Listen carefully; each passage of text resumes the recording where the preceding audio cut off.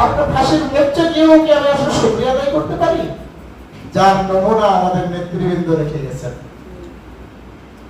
শহীদ আমির জামাত যে ফাঁসির মঞ্চ যাচ্ছেন, তা প্রেশার মেপে দেখা হয়েছে স্বাভাবিক আছে।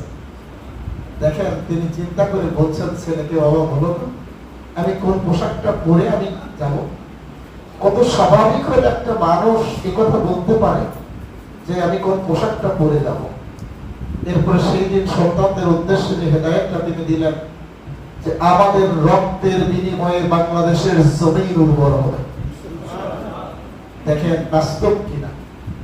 ইলাহি রাব্বিল আলামিন ওয়াসসালাতু ওয়াসসালামু আলা সাইয়্যিদিল মুরসালিন ওয়া আলা আলিহি ওয়া সাহবিহি আজমাইন। বাংলাদেশ জামাত ইসলামী শিবগঞ্জ উপজেলা শাখা কর্তৃক আয়োজিত আজকের এই 3 দিনব্যাপী রোপণের শিক্ষা শিবিরে সম্মানিত সভাপতি, উপস্থিত নেতৃবৃন্দ, রোপণ ভাইয়েরা, আসসালামু আলাইকুম ওয়া রাহমাতুল্লাহ।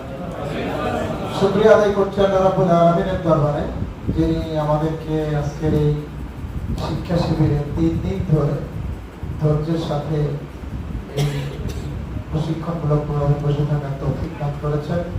সেই মহান রবের দরবারে শুকরিয়া আদায় করে আলহামদুলিল্লাহ। দরুদ এবং সালাম বিশ্ব নবী মুহাম্মদ রাসূলুল্লাহ সাল্লাল্লাহু আলাইহি ওয়াসাল্লামের প্রতি। প্রিয় ভাইরা, যদিও আমাকে 2 দিন আগে বলছে, কিন্তু কালকে কর্মসূচিটা দেওয়ার পরে সাবজেক্টটা দেখলাম, তো তখন আমি আসতেছিলাম রাস্তায়, সকাল 9টা। আমি বললাম যে ভাই রাতে যায় ফজরের পরে ঘুমাতে হবে, সকালে হবে না, বিকেলে। তারপরে উনি রাজি হয়েছেন। সাবজেক্টটা আমার জন্য উপযোগী নাই। এটা হয়তো অনেক আলেম ওলামা আছে আপনারা যারা এই সাবজেক্ট বেশি, আমার তো বেশি পায় না। আমি সাধারণত এই সাবজেক্টের উপর আলোচনা করার উদ্দেশ্যটা আমার মতো নেই। তো উনি আমার বন্ধুদের নাম দিয়েছি, আপনি ওটাই আলোচনা করেন। তো কি করি, সকালবেলা একটু কোরআনের যতটুকু দেখছি সেই আলোকে আপনাদের কাছে মত বিনিময়ের মতো কিছু বলবো। আসলে আখিরাতের প্রস্তুতি তো যদি বলি যে গোটা কোরআন মজিদই কিন্তু কোরআনের পাতায় পাতায় জান্নাত জাহান্নামের বর্ণনা আছে। গোটা কোরআন মজিদই জাহান্নাম জান্নাতের বর্ণনা। আপনি কোথায় ধরে কোথায় শেষ করবেন, তাই না? তবে আমরা ছোটবেলা থেকে, ছাত্র জীবন থেকে বিশেষ করে আখিরাতের প্রস্তুতির উপর আলোচনা শুনতাম আমাদের রাজশাহী মহানগরী বর্তমানে অনেক কেরামত ভাইয়ের। জামাত ইসলামীতে এখন শুনি আমাদের রংপুর অঞ্চলের সহকারী পরিচালক মৌলানা মতাজুদ্দিন ভাই, যেমন কালকেও আমাদের রোপণ টিসি নয়, আমাদের রোপণ সম্মেলন, আমাদের আগামীকাল আসতেছেন সেক্রেটারি জেনারেল আমাদের জয়পুরহাটে। তো মতাজুদ্দিন ভাই একটা আলোচনা আছে এই আখিরাতের উপরে, আখিরাতের জবাবদিহিতা। তো যাই হোক, আমি আপনাদের এখানে এসেছি, আমি সংক্ষেপে যতটুকু পারবো আপনাদের সঙ্গে আলোচনা করবো। প্রথমটা হলো যে আখিরাত কেন্দ্রিক প্রস্তুতি যদি শুরু ধরি, তাহলে আমাদের আদি পিতা আদম আলাইহিস সালামকে যখন দুনিয়াতে পাঠানো হলো, যে দুনিয়া এখন তুমি নেমে যাও, আল্লাহ রাব্বুল আলামিন তাকে দুনিয়াতে পাঠাইয়াই বললেন ফাইমাইয়াতিয়ান্নাকুম মিন্নি হুদা ফামান তাবিয়া হুদায়া ফালা খাউফুন আলাইহিম ওয়ালা হুম ইয়াহজানুন। হে আদম, দুনিয়াতে নেমে যাওয়ার পরে আমার পক্ষ থেকে তোমার কাছে হেদায়েত যাবে। তুমি যদি এই হেদায়েতকে অনুসরণ করো, মেনে চলো, তাহলে তোমার কোনো ভয়ও নেই, কোনো চিন্তারও কারণ নেই। মানে যদি এখানে জান্নাত শব্দ বলা হয়নি, কিন্তু আল্লাহ রাব্বুল আলামিন বোঝানোর যে জান্নাত থেকে তোমাকে নিয়ে আসলাম, তুমি যদি দুনিয়াতে এসে এই হেদায়েত অনুসরণ করো, তুমি তোমার বংশধর সহ আমি আমার এই জান্নাতে প্রবেশ করায় দেব, কোনো চিন্তা করতে হবে না। কিন্তু যদি অনুসরণ না করে, পরের আয়াতে আল্লাহ বলছেন 39 নম্বর আয়াতে, ওয়াল্লাযীনা কাফারু ওয়া কাযযাবু বিআয়াতিনা উলাইকা আসহাবুন নার হুম ফিহা খালিদুন। কিন্তু তুমি বা তোমার বংশধর যদি এই আমার এই হেদায়েতকে অনুসরণ না করে, যদি মেনে না চলে, মিথ্যা মনে করে, তাহলে ওই জান্নাতে আর প্রবেশ করাবো না, জাহান্নামে নিক্ষেপ করবো। তাহলে আমার আদি পিতা আদম আলাইহিস সালামকে পাঠিয়ে স্পষ্ট দুটো নির্দেশনা দেওয়া হলো যে আমার হেদায়েত অনুসরণ করলে জান্নাত, আর আমার হেদায়েত অনুসরণ করতে না পারলে জাহান্নামে নিক্ষেপ করব। পরিষ্কার এই হেদায়েতটাই যদি জাতি, আমি অনেক সময় মনে হয় যে কোরআনের এমন কোন একটা আয়াত যদি আমার জীবনে ধারণ করি, তাহলে আমার বিশ্বাস যে দুনিয়া আখিরাত দুটোই সফল হবে। কিন্তু বাস্তবে আমরা হয়তো দেখা যায় সেভাবে পাই না। প্রিয় উপস্থিতি, এজন্য আমরা যদি পৃথিবীর সৃষ্টির শুরুতেই আদম আলাইহিস সালাতু ওয়াস সালামকে আল্লাহ রাব্বুল আলামিন যে হেদায়েত দিয়ে পাঠালেন, সেই হেদায়েতের ভিতরে শুরুতেই বলা হলো যে তুমি এই করলে তোমার এই সফলতা, আর এই করলে তুমি বিফল হয়ে যাবে। এরপর যদি আমরা দেখি আল্লাহ রাব্বুল আলামিন পৃথিবীতে আমাদেরকে যে পাঠালেন, এই পৃথিবীটা আমাদের জন্য একটা পরীক্ষার হল। আপনার জীবনের সকল ক্ষেত্রেই আপনাকে যা দিয়েছেন আল্লাহ, কাউকে প্রাচুর্য দিয়েছেন, কাউকে অভাব দিয়েছেন, টোটালটাই আল্লাহর পরীক্ষা।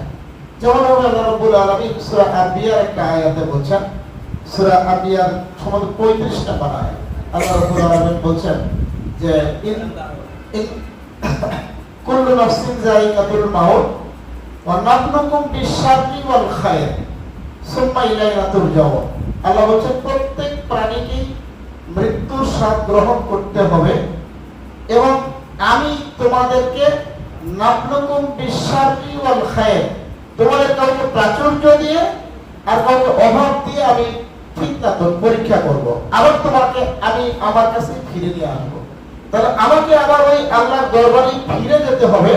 তার আগে দুনিয়াতে যে সময়টুকু আমাকে দেওয়া হয়েছে, এই সময়টুকু আল্লাহ রাব্বুল আলামিন আমার পরীক্ষা নেবেন, কাউকে প্রাচুর্য দিয়ে, কাউকে অভাব দিয়ে বা কষ্ট দিয়ে।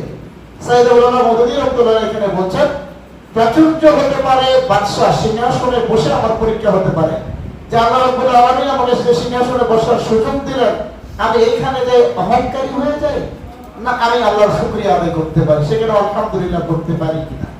অথবা আমাকে যদি আল্লাহ অভাব দেয়, এমন হতে পারে আমার একটা থাকার ঘর নেই, এরকম একটা অভাবে পড়েও আমি কি আসলে সেই জায়গায় যাই, মনে সেটাকে ফাঁসির মঞ্চ হতে পারে। একটা হলো প্রাচুর্য সিংহাসন হতে পারে, আর একটা ফাঁসির মঞ্চে গিয়েও কি আমি আসলে শুকরিয়া আদায় করতে পারি, যার নমুনা আমাদের নেতৃবৃন্দ রেখে গেছেন। শহীদ আমিরে জামাত যে ফাঁসির মঞ্চ যাচ্ছেন, তা প্রেশার দেখে দেখা হয়েছে স্বাভাবিক আছে। দেখেন তিনি চিন্তা করে বলছেন ছেলেকে, বাবা বলো তো আমি কোন পোশাকটা পরে আমি যাব। কত স্বাভাবিক হলে একটা মানুষ একথা বলতে পারে যে আমি কোন পোশাকটা পরে যাব। এরপরে সেই দিন সন্তানদের উদ্দেশ্যে যে হেদায়েতটা তিনি দিলেন, যে আমাদের রক্তের বিনিময়ে বাংলাদেশের জমিন উর্বর হবে। দেখেন বাস্তব কিনা, তাদের শাহাদাতের পরে বাংলাদেশের জমিন উর্বর হয়েছে। এই প্রথম জামাত ইসলামের 90টা আসন নিয়ে সংসদে বিরোধী দলের সাথে ভূমিকা পালন করছে, যা বাংলাদেশের ইতিহাসে শক্তিশালী বিরোধী দল হলো জামাত ইসলাম। যাই হোক, আমি বলছিলাম যে নাবলুকুম বিশ-শাররি ওয়াল খায়র, এখানে আপনারা ওই হাদিসটা খেয়াল করেন, আল্লাহ রাসূল বলছেন যে মুমিনদের বিষয়টাই বড় অদ্ভুত। আল্লাহ যখন তাকে প্রাচুর্য দেয়, তখন সে আলহামদুলিল্লাহ বলে, আল্লাহ তুমি আমাকে যা দিয়েছো আলহামদুলিল্লাহ। যখন তাকে কঠিন অভাব দেওয়া যায়, তখন সে বলে যে আলহামদুলিল্লাহ, আল্লাহ আমাকে যতটুকু দিয়েছে আলহামদুলিল্লাহ। এটাই হচ্ছে মুমিনদের বড় পরিচয়।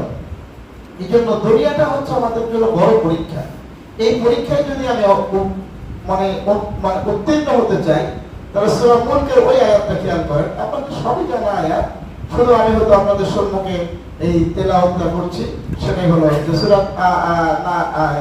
মুলকের 2 নম্বর আয়াত, যারা ওই যে আয়াতটা অবশ্য ভুলে যাই, লিয়াবলুকুম আইয়ুকুম আহসানু আমালা।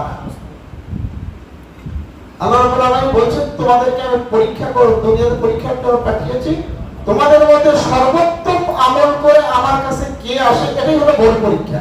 মানে এই জায়গায় আপনি খেয়াল করে দেখেন যে আমার দুনিয়াতে আসার পরে পরীক্ষার ব্যাপারটাকে আবার দেখেন। পরীক্ষাটা হচ্ছে আপনার আমার জন্য